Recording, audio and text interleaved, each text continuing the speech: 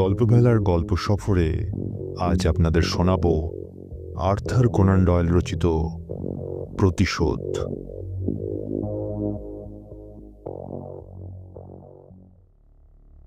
আচ্ছা বার্গার, তুমি কেন আমাকে বিশ্বাস করে সবকিছু খুলে বলছো না? কথা হচ্ছিল দুই বন্ধুর মধ্যে, একজনের নাম কেনেডি, অন্যজন বার্গার। শীতের সন্ধ্যায় রোম শহরে কেনেডির বসার ঘরে, বাইরে আলোয় ঝলমলে আধুনিক রোম, জনবহুল রাস্তা, গাড়ি ঘোড়া চলছে, হোটেল রেস্তোরাঁয় আলোর বাহার। কিন্তু কেনেডির ঘরে প্রাচীন রোমের বিভিন্ন স্মৃতিচিহ্নের সমারোহ। কেনেডির আসল বাড়ি ব্রিটেনে, পেশায় ও নেশায় পুরাতত্ত্ববিদ। ঘরের একটি দেওয়ালে ঝুলছে প্রাচীন রোমের একটি দেয়ালচিত্রের অংশবিশেষ। এদিক ওদিকে রাখা পুরনো আমলের কিছু আবক্ষ মূর্তি, রোমান সেনেটর ও যোদ্ধাদের। ঘরের সেন্টার টেবিলের ওপর পুরনো রোমের জনস্নানাগারের একটি ছোট সংস্করণ রাখা আছে। এছাড়া ঘরের বিভিন্ন জায়গায় ছড়ানো পুরনো রোমের টুকিটাকি স্মৃতিচিহ্ন, শিলালিপির টুকরো, গয়না, বাসনপত্র ইত্যাদি। সবই প্রত্নতাত্ত্বিক খনন কার্যের সময় উদ্ধার করা। এমনকি সিলিংয়ে ঝোলানো একটা অতি প্রাচীন ফুলদানি। প্রতিটি জিনিসই প্রামাণ্য এবং দুর্লভ। অর্থ দিয়ে এগুলির দাম নিরূপণ করা যায় না। কেনেডির বয়স 30-এর সামান্য বেশি, কিন্তু এই অল্প বয়সেই পুরনো রোমের ওপর পুরাতাত্ত্বিক গবেষণায় তার নাম সারা ইউরোপে ছড়িয়ে পড়েছে। ধনী পরিবারের সন্তান হিসেবে আর্থিক সচ্ছলতার জন্য কেনেডি মাঝে মাঝে একটু একটু পয়সা উড়িয়ে ফুর্তি করলেও তার বুদ্ধি এত তীক্ষ্ণ এবং প্রত্নতত্ত্বের প্রতি ভালোবাসা এত তীব্র যে সে দীর্ঘ সময় নিবিষ্ট চিত্তে গবেষণার কাজে ব্যস্ত থাকে। কেনেডি বেশ সুপুরুষ, চওড়া কপাল, নাকটি তীক্ষ্ণ, মুখে যুগপৎ দৃঢ়তা ও দুর্বলতার ছাপ। কেনেডির বন্ধু জুলিয়াস বার্গার কিন্তু সম্পূর্ণ অন্য ধরনের মানুষ। বার্গারের বাবা জার্মান, মা ইতালিয়ান। জার্মানির শারীরিক শক্তি ও কঠোরতার সঙ্গে ইটালির কমনীয়তা, এই বৈপরীত্যের সমাবেশ বার্গারের ব্যক্তিত্বে। তার চেহারায় প্রথমেই চোখে পড়ে তার নীল চোখ, বিশাল কপাল ও সোনালি চুল। সেই সঙ্গে নজরে পড়ে তার রোদে চলা গায়ের রং। সব মিলিয়ে বার্গারকে দেখলে পুরনো রোমের আবক্ষ মূর্তিগুলির মুখাবয়ব মনে পড়ে যায়। বার্গারের সরল হাসি আর স্বচ্ছ দৃষ্টি অবশ্যই ওর বংশপরিচয়ের ইঙ্গিতবাহী। বয়স ও খ্যাতিতে বার্গার কেনেডির সমকক্ষ, কিন্তু লক্ষণীয় কৃপা না পাওয়ায় তাকে অনেক কষ্ট করে ওপরে উঠতে হয়েছে। 12 বছর আগে জার্মানির বন বিশ্ববিদ্যালয়ের সামান্য একটা বৃত্তি নিয়ে ও রোমে এসেছিল।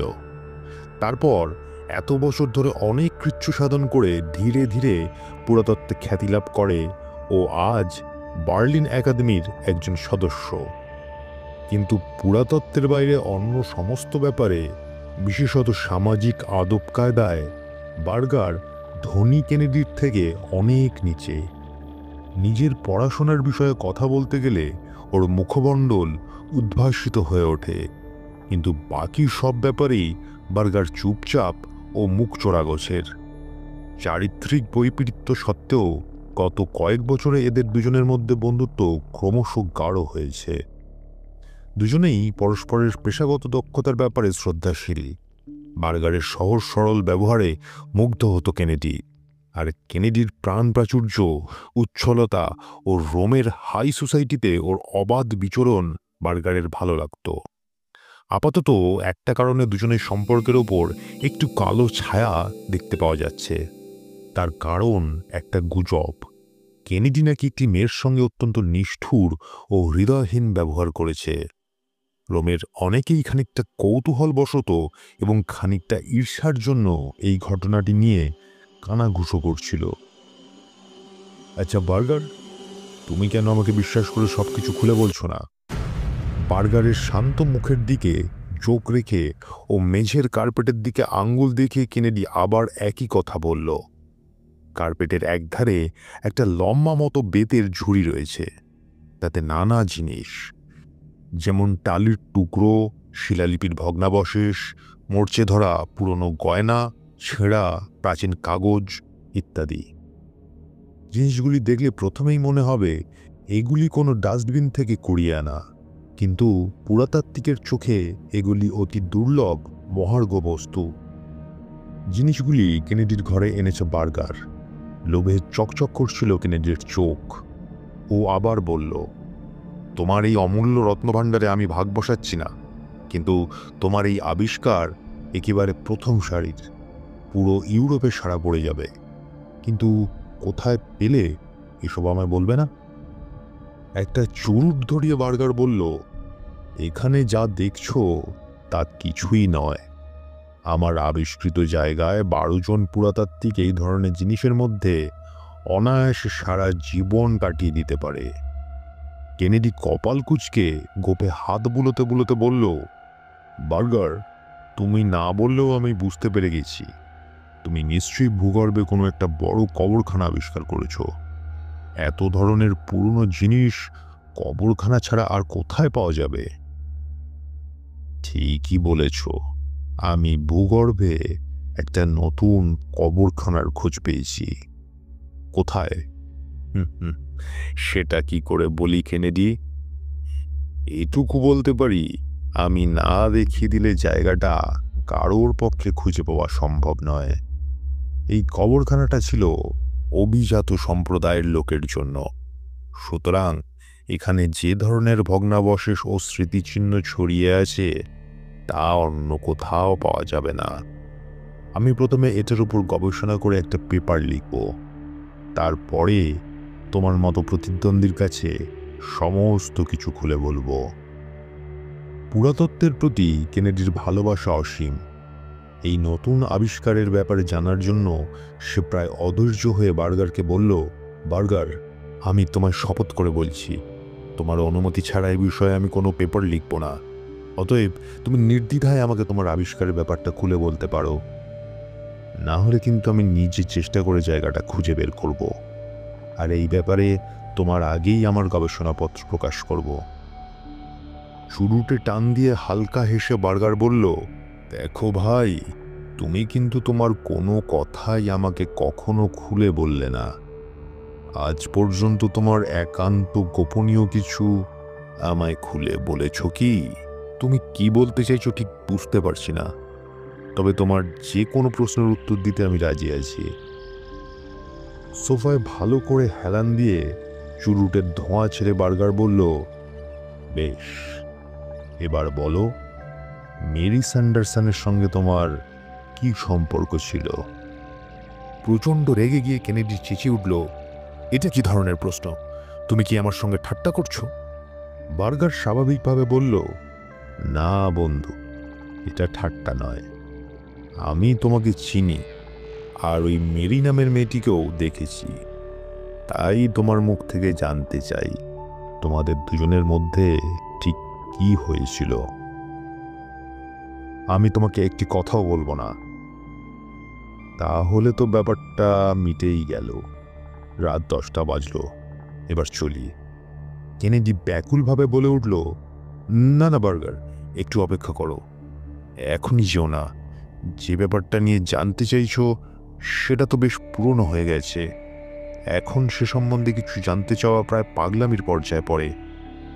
বার্গার উঠে দাঁড়িয়ে তার বেতের ঝুড়িটা হাতে নিয়ে বলল, ঘটনাটা শুধু তোমার ব্যক্তিগত ব্যাপার বলে উড়িয়ে দেওয়া যায় না।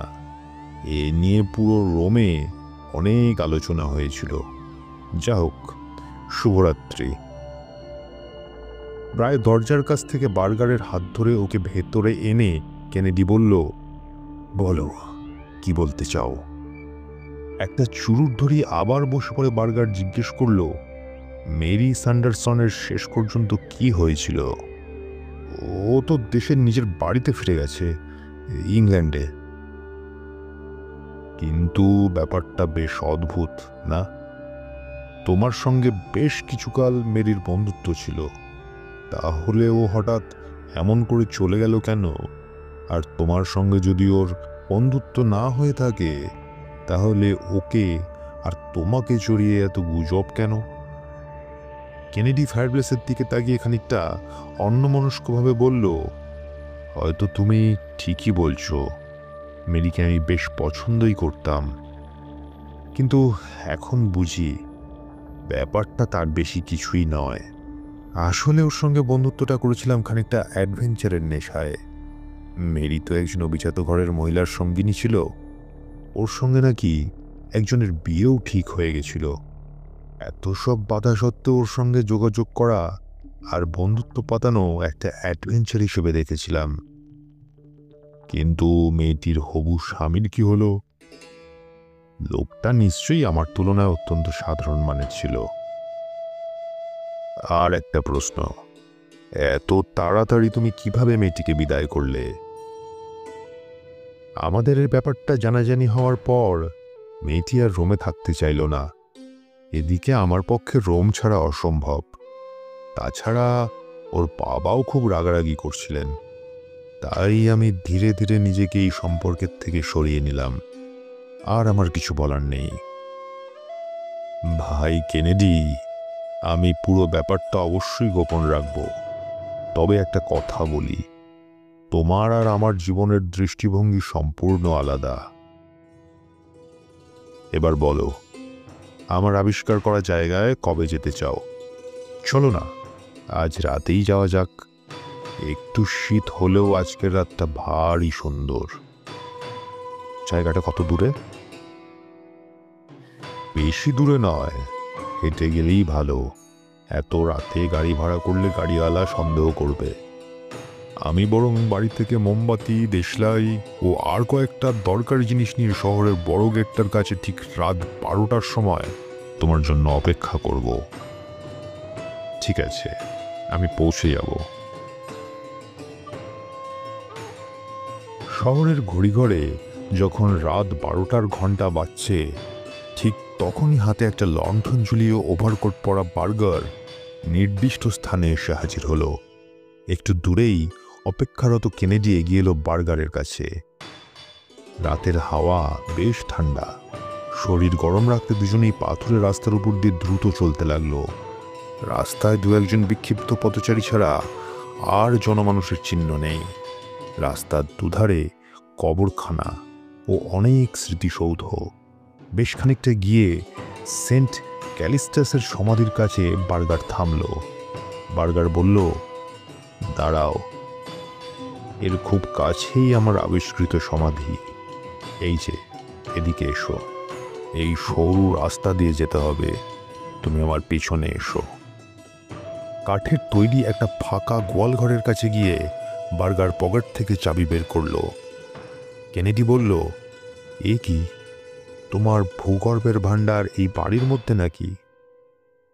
হ্যাঁ, এটাই রাস্তা। এই ঘরটির জন্য লোকে ভাবতেই পারবে না যে এর নিচে কি আছে।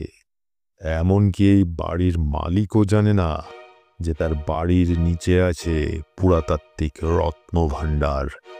এই বাড়িটা আমি ভাড়া নিয়েছি। ভেতরে এসে দরজাটা বন্ধ করে দাও।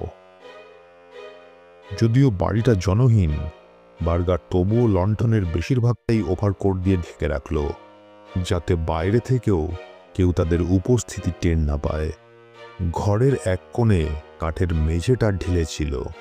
দুজনে মিলে সেখান থেকে কয়েকটা তক্তা তুলে দেওয়ালের গায়ে দাঁড় করিয়ে রাখল। মেঝের ফলকটা থেকে নিচে পাথরের সিঁড়ি নেমে গেছে। বার্গার আগে হাতে আলো নিয়ে নামলো, পেছনে কেনেডি। নিচে নেমে মনে হলো একটা যেন বুনো খরগোশের গর্ত, অর্থাৎ অজস্র অলিগলিতে ভরা। একবার রাস্তা হারিয়ে ফেললে সঠিক রাস্তা খুঁজে বাইরে বেরিয়ে আসা অসম্ভব বললেই হয়। কেনেডি বলল, তুমি কি করে এই গোলকধাঁধায় চলাফেরা করো? প্রথম দিকে আমিও দু একবার প্রায় ফেঁসে গেছিলাম। এখন গলিঘুচির প্ল্যান একটু একটু বুঝতে পারি। তা সত্ত্বেও এখনো বেশি ভেতরে যেতে গেলে সুতোর গোলা সঙ্গে নিয়ে সুতো ছাড়তে ছাড়তে যাই। প্রায় 20 ফুট নিচে একটা চৌকো মতো জায়গায় ওরা দুজনে দাঁড়িয়ে। লণ্ঠনের কাঁপা আলোয় হলদেটে ফাটা দেওয়াল চোখে পড়ছে। আর এই চৌকোনা জায়গাতে চারদিক থেকে বেরিয়েছে অজস্র সুড়ঙ্গের মতো গলি। গলির মুখগুলো ঘুটঘুটে অন্ধকার। বার্গার কেনেডিকে বলল, তুমি কিন্তু আমার সঙ্গে সঙ্গে এসো, অন্য কোনো দিকে যাওয়ার চেষ্টা করো না। তোমাকে সোজা নিয়ে যাচ্ছি দুর্লভ জিনিসের জায়গাটায়। মাঝে মাঝেই এক একটা গলি দুভাগে বিভক্ত হয়ে যাচ্ছে। বার্গার নির্দ্বিধায় এগিয়ে চলল। মনে হয় যাওয়ার পথে ও কোনো গোপন চিহ্ন রেখে দিয়েছে। চতুর্দিকে দেওয়ালের ধারে ধারে মমিতে পরিণত মৃতদেহ থাকে থাকে রাখা। আধো আলো আধো আধারে কঙ্কালসার মমিগুলো দেখে গা ছমছম করছিল কেনেডির। কিন্তু তবুও ও উৎসুকভাবে দেখছিল মৃতদেহগুলির চারপাশে ছড়িয়ে রাখা শিলালিপি, বাসনপত্র, গয়না ও অন্য টুকিটাকি জিনিস। কেনেডি বুঝতে পারছিল যে ভূগর্ভের আবিষ্কৃত সমাধিগুলির মধ্যে এই সমাধিটি অতি প্রাচীন এবং পুরনো রোমে আদি খ্রিস্টানদের একটা উল্লেখযোগ্য কবরখানা। হঠাৎ কেনেডি জিজ্ঞেস করল, আচ্ছা, লণ্ঠনের আলো নিভে গেলে কি হবে? আমার কাছে মোমবাতি আর দেশলাই আছে। তোমার কাছে দেশলাই আছে কি? কেনেডি উত্তর দিল, না, তুমি বরং আমায় কটা দেশলাই দাও। না, তার কোনো দরকার নেই। আমাদের দুজনের ছাড়াছাড়ি হওয়ার কোনো সম্ভাবনাই নেই। আচ্ছা বার্গার, আর কত দূর যেতে হবে? প্রায় 60 মাইল তো হাঁটা হয়ে গেল। 60 মাইলেরও বেশি। আসলে এই বিস্তীর্ণ সমাধিক্ষেত্রের কোথায় যে শেষ তা আমিও জানি না। দাঁড়াও, আমার সুতোর গোলাটা বের করি, বাকি পথটায় হাঁটা আরো কঠিন হবে। সুতোর এক প্রান্ত একটা পাথরের কোনায় বেঁধে সুতোর গোলাটা বুক পকেটে নিয়ে বার্গার চলতে লাগলো। কেনেডি বুঝতে পারছিল যে গলিগুলো এখন গোলকধাঁধার মতো জটিল হয়ে উঠেছে। খানিকক্ষণ পরে ওরা একটা বড় গোলাকার হল ঘরে পৌঁছে গেল। ঘরের মাঝখানে চৌকো এক বেদির উপর একটা শ্বেত পাথরের ফলক রাখা। লণ্ঠনের আলোয় ফলকটা দেখতে পেয়ে আনন্দে আত্মহারা হয়ে কেনেডি বলল, এ তো দারুণ জিনিস। খ্রিস্টানদের বানানো প্রথম বেদি হয়তো এটাই। নিশ্চয়ই এই ঘরটাকে চার্চ হিসেবে ব্যবহার করা হতো। বার্গার বলল, ঠিক বলেছ। এই ঘরের দেওয়ালের ফাঁকে ফাঁকে যে দেহগুলো মমি করে রাখা আছে সেগুলো সবই সেই সময়ের বিশপ ও পোপদের। তুমি অন্তত একটা দেহ কাছে গিয়ে দেখে এসো। কেনেডি দেওয়ালের দিকে গিয়ে একটা মৃতদেহের মাথার দিকে তাকিয়ে বলল, আমার অভিজ্ঞতা থেকে বলতে পারি তোমার এই আবিষ্কার সত্যিই অভূতপূর্ব। লণ্ঠনটা একটু কাছে নিয়ে এসো, আমি এগুলো সব দেখতে চাই। ততক্ষণে বার্গার একটু দূরে সরে গেছে এবং হলঘরের অন্যদিকে গিয়ে দাঁড়িয়েছে। হঠাৎ ও কেনেডিকে বলল, এইখান থেকে বাইরে বেরোনোর সিঁড়ি অবধি যাওয়ার পথে কতগুলো ভুল রাস্তা আছে জানেন? 2000-এর ওপর। প্রাচীন খ্রিস্টান সম্প্রদায় এইরকম গোলকধাঁধা বানিয়ে নিজেদের সমাধিক্ষেত্র রক্ষা করত। সঙ্গে আলো থাকলেও এখান থেকে বেরোনো কঠিন, আর অন্ধকার হলে তো কথাই নেই। হ্যাঁ, আমারও তাই মনে হয়। আর এই অন্ধকার ভয়াবহ। একবার এই অন্ধকারের অভিজ্ঞতা সঞ্চয়ের চেষ্টা করেছিলাম, আজ আবার একবার চেষ্টা করি। এই বলেই বার্গার লণ্ঠনের দিকে ঝুঁকল, আর পর মুহূর্তেই সবকিছু নিশ্ছিদ্র অন্ধকারে ঢেকে গেল। যেন একটা অদৃশ্য হাত কেনেডির দু চোখ চেপে ধরে আছে। এই অন্ধকারের যেন একটা শরীরী সত্তা আছে যা কেনেডিকে পিষে ফেলতে চাইছে। এই অন্ধকার যেন একটা নীড়ের দেওয়াল, যার কাছে যেতে শরীর ভয়ে কেঁপে ওঠে। অনেক হয়েছে বার্গার, এবার আলোটা জ্বালো। বার্গার তখন হাসতে আরম্ভ করল, ও সেই হাসির গা ছমছমে প্রতিধ্বনি ঘরের চারদিক থেকে শোনা যেতে লাগলো। বার্গার বলল, কি হলো কেনেডি, ঘাবড়ে গেলে নাকি? আর দেরি করো না, এবার আলোটা জ্বালাও। কেনেডির গলায় ব্যাকুলতা। জানো কেনেডি, তোমার কথা শুনে বুঝতেই পারছি যে তুমি কোনখানে দাঁড়িয়ে। তুমি কি বুঝতে পারছো আমি কোথায়? না, মনে হচ্ছে তুমি আমার চারদিকেই দাঁড়িয়ে আছো। এই সুতোটা হাতে না থাকলে বুঝতেই পারতাম না যে কোন রাস্তা ধরব। তাড়াতাড়ি আলোটা চালাও, শেষ করো এই তামাশা। কেনেডি, তুমি দুটো জিনিস খুব পছন্দ করো, এক হচ্ছে অ্যাডভেঞ্চার, আর 2 নম্বর হলো যে কোনো বাধা অতিক্রম করা। এই গোলকধাঁধা থেকে বেরোনো হবে আসল অ্যাডভেঞ্চার, আর বাধাগুলো হচ্ছে এই অন্ধকার আর 2000 ভুল রাস্তা। ঠিক জায়গায় পৌঁছতে একটু অসুবিধা হবে অবশ্যই, কিন্তু তোমার হাতে এখন প্রচুর সময়, তাড়াহুড়ো করার কোনো দরকার নেই। মাঝে মাঝে যখন বিশ্রামের জন্য একটু থামবে, তখন একটু মেরি স্যান্ডারসনের কথা ভেবো, আর এটাও ভেবে দেখো তুমি ওর সঙ্গে যথাযথ ব্যবহার করেছিলে কি না। শয়তান, তুমি কি বোঝাতে চাইছো? বিকৃত গলায় চিৎকার করে কেনেডি সেই ঘরে ছোট ছোট বৃত্তাকারে ঘুরতে লাগলো, আর যেন সেই ঘন অন্ধকারকে দুহাত দিয়ে ধরতে চাইল। একটু দূর থেকে বিদ্রুপের সুরে কথা ভেসে এলো, বিদায় কেনেডি। তুমি এখন নিশ্চয়ই বুঝতে পারছো যে তুমি মেরির প্রতি অন্যায় করেছ। খালি একটা ছোট ব্যাপার তোমাকে বলা হয়নি।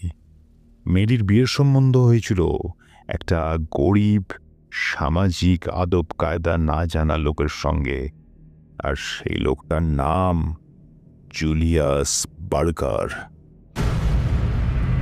জামাকাপড়ের একটা খসখসে আওয়াজ শোনা গেল, আর শোনা গেল পাথরের ওপর আস্তে আস্তে মিলিয়ে যাওয়া পায়ের আওয়াজ। তারপরেই ভূগর্ভের সেই পুরনো চার্চে নেমে এলো এক নিশ্ছিদ্র নিস্তব্ধতা। জলে ডুবে গেলে মানুষকে যেমন জল ঘিরে ধরে, সেই নিস্তব্ধতাও কেনেডিকে চারদিক দিয়ে ঘিরে ধরল। 2 মাস পরের ইউরোপের খবরের কাগজে নিম্নলিখিত সংবাদটি বেরিয়েছিল: রোমে সদ্য আবিষ্কৃত ভূগর্ভের একটি সমাধিক্ষেত্রকে পুরাতত্ত্বের জগতে একটা আবিষ্কার বলা যেতে পারে। জার্মানির তরুণ পুরাতত্ত্ববিদ জুলিয়াস বার্গার এই সমাধিক্ষেত্রটি আবিষ্কার করেন।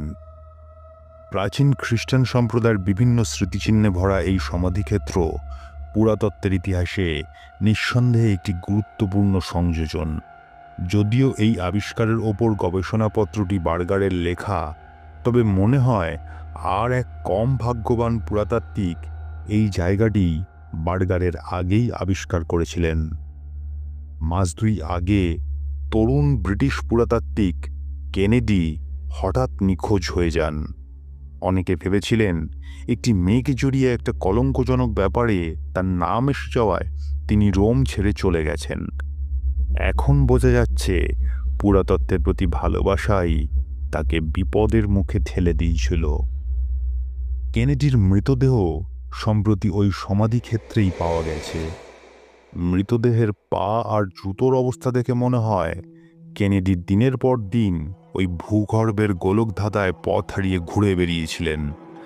এমনকি মোমবাতি বা দেশলাই পর্যন্ত সঙ্গে না নিয়ে ওই ভূগর্ভে ঢুকে তিনি চরম নির্বুদ্ধিতার পরিচয় দিয়েছেন। ব্যাপারটা আরও বেদনাদায়ক এই কারণে যে কেনেডি ছিলেন ডাক্তার জুলিয়াস বার্গারের ঘনিষ্ঠ বন্ধু। কেনেডিকে হারানোর বেদনা ডাক্তার বার্গারের আবিষ্কারের আনন্দকে অনেকটাই ম্লান করে দিয়েছে। শেষ হলো আজকের গল্প প্রতিশোধ। আমাদের পাঠ করা গল্প আপনাদের ভালো লাগলে অবশ্যই লাইক, শেয়ার ও সাবস্ক্রাইব করে আমাদের উৎসাহিত করবেন। ধন্যবাদ।